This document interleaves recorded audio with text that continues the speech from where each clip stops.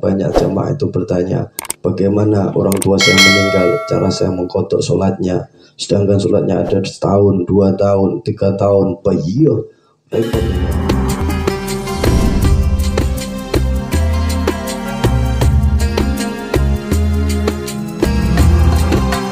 Sering terjadi di dalam masyarakat kita, terutama masyarakat saya sendiri ini ya.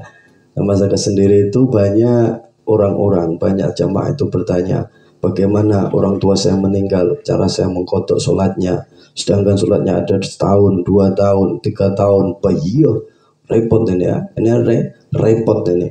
Gua anaknya ukang enggak apa-apa, tapi anaknya Saidi itu susah. Nah makanya di sini apa?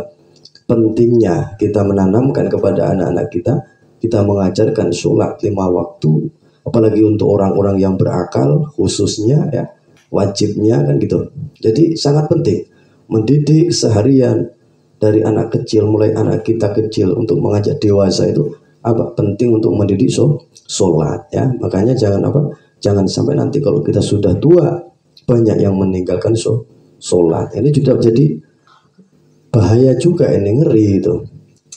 Maksudnya banyak gimana? Akhirnya yang saya takutkan seperti ini. Kalau orang sekarang sering mengkodok sholatnya orang yang sholatnya orang yang sakit akhirnya meninggal, yang saya khawatirkan ini apa? Nah seperti Mbah Toyo, seperti Om Darmain ini yang saya khawatirkan gini, aku ada alamat ini, kira-kira 1 bulan lagi, 1 tahun lagi aku akan meninggal gitu misalnya ya.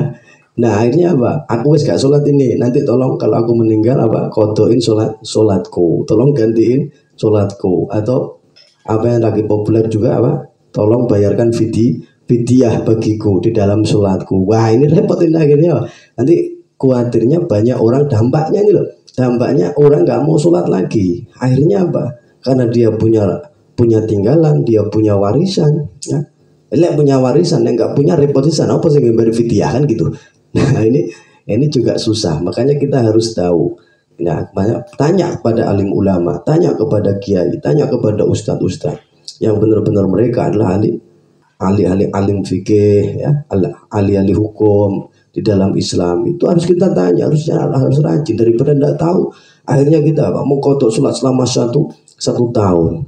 Bahkan ada yang anaknya 5 ya, ada mereka sendiri, dia sendiri, adiknya, kakak adiknya lagi, akhirnya dibagi.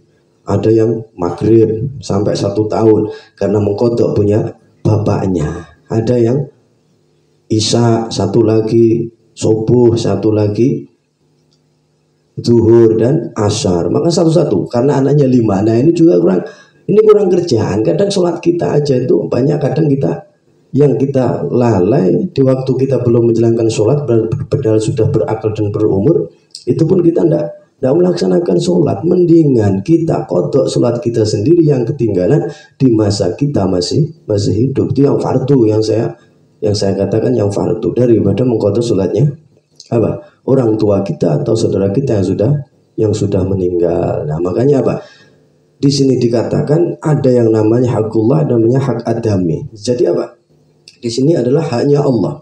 Haknya Allah itu Allah itu nggak mau sembah ya kapaten kan itu. Allah itu nggak mau sembah yang nggak rugi. Allah sampai nggak sholat, Allah nggak rugi, nggak akan mengurangi kekuasaannya Allah Subhanahu wa Ta'ala. Makanya dinamakan hakullah. Jadi nggak ada masalah kok. Mana yang tentang keimanan, ketakwaan itu hanya kita kepada Allah. Nah yang paling penting itu yang nomor 2 itu hak adami, hak kita sesama manusia. Makanya Rasulullah SAW kalau ada orang yang meninggal bahkan akan dihantarkan di dalam kubur, maka apa kata mereka? Apa kata Rasulullah?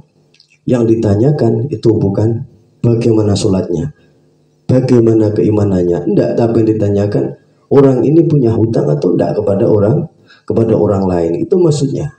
Jadi apa yang dipertamakan oleh Rasulullah SAW adalah ada hak adami, utang piutang sesama manusia. Nah ini yang perlu kita gali. Jadi apa repot-repot? Wah, tak ngotok barang 2 tahun ngotok, walah, mending sampean nambahin amal baik sampean, fardu sampean untuk Allah Subhanahu wa Ta'ala gitu loh maksudnya. Nah makanya sini Anda diterangkan dari Imam Syafi'i, mazhab yang kita anut. Banyak orang yang menganut mazhabnya Imam Syafi'i walaupun tidak semua. Makanya apa? Dari Imam Syafi'i ini pendapat yang paling dikukuhkan dari Imam Syafi'i. Apa itu? Tidak wajib mengkodok sholat orang yang sudah meninggal. Tidak wajib. Ini apa? Pendapat yang paling yang dikukuhkan. Tapi ada juga nanti ya. Jadi kita tidak punya kewajiban untuk mengganti apa? Sholatnya orang yang sudah meninggal. Nah, nomor dua apa? Dari mazhab Syafi'i juga bisa dibayarkan fidyah ya. Bisa diganti dengan membayar fidyah. Itu pun 1 mud per sholat. 1 mud berapa? Kurang lebih 6,7an atau kurang lebihnya 6 sampai 7an. Itu per sholat. Sampai kali kalau sholatnya sehari 5 waktu dalam jangka sewaktu 1 tahun 2 tahun kali aja berapa kilo itu gitu ya. Nah, itu juga pendapatnya apa dari mazhab Syafi'i ya. Ada lagi pendapat yang kurang walaupun lemah. Nah, ini pendapat yang lemah itu diceritakan dari siapa? Imam Subki. Karena Imam Subki melakukan kerabatnya meninggal, Imam Subki mengkodok sholatnya. Tapi ingat pendapat ini apa? Pendapatnya dianggap lemah itu daripada pendapat yang lain, termasuk daripada mazhabnya Imam Syafi'i. Jadi ya jangan buat repot lah.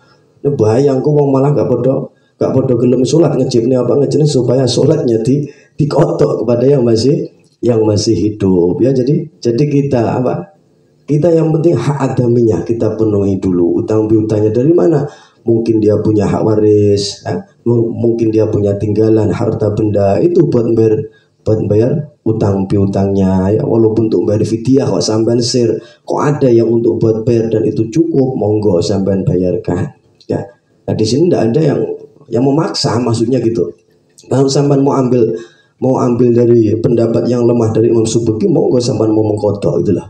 Tapi kalau pendapat dari banyak ulama, maka apa? Lebih-lebihlah kodok sholat kita yang dulunya kita pernah meninggalkan sholat, itu lebih abdul. Kita mengkodok sholat kita sendiri daripada kita mengkodok sholatnya orang yang sudah meninggal, sekalipun itu orang tua kita. Karena apa? Hak keimanan, ketakwaan itu adalah urusan kita kepada Allah. Jadi nggak ada hak ganti mengganti, itu nggak ada hak. Nah, ini yang sering kali terjadi di dalam masyarakat aja. Jadi ya wajar karena banyak yang tidak tahu. Tapi mengapa mereka hanya mungkin pernah dengar dari si A, dari si B. Akhirnya apa jadinya? Jadi kitab nanti jarinya itu, jarinya sana, katanya itu, katanya. Jadi kalau orang Jawa jadi kitab Fathul Jari, cuma katanya. Jadi kitab Fathul Kata kan gitu ya, Fathul Katanya. Nah, itu makanya sekali lagi saya tegaskan apa?